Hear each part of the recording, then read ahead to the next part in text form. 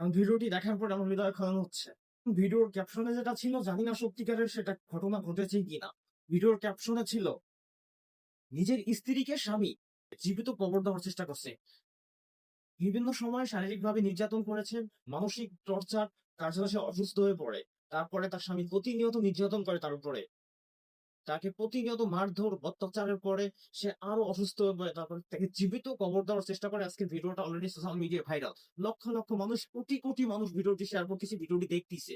সত্যিকারের ঘটনা জানি না, যাই হোক না কেন, তবে আমি একজন সাধারণ মানুষ হিসেবে একটা কথাই বলতে চাই, এই কাজটা আপনার করা উচিত হয়নি। তীব্র নিন্দা ও প্রতিবাদ জানাই। এমনকি ভিডিওর মধ্যে দেখা যাচ্ছে প্রকাশ্যে তাকে কিভাবে অত্যাচার করছে, মারধর করা হচ্ছে। আমি এই যে ঘটনাটি ঘটেছে যে অঞ্চলে, সেই অঞ্চলের আইন প্রশাসনকে আমি বলতে চাই, এই লোককে যাচাই বাছাই করে সর্বোচ্চ সর্বোচ্চ শাস্তি দেওয়ার ব্যবস্থা করবে। কারণ বাংলাদেশে আইনের প্রতি যে এখন একটা সম্মান শ্রদ্ধা যে মানুষ করে, সেটা কিন্তু একটা সময় থাকবে না। কারণ প্রতিনিয়ত যদি এভাবে দেশের মধ্যে অহরহ ঘটতেছে, এর ঘটনার তীব্র নিন্দা প্রতিবাদ জানাই, বেশি কথা বলতে চাই না।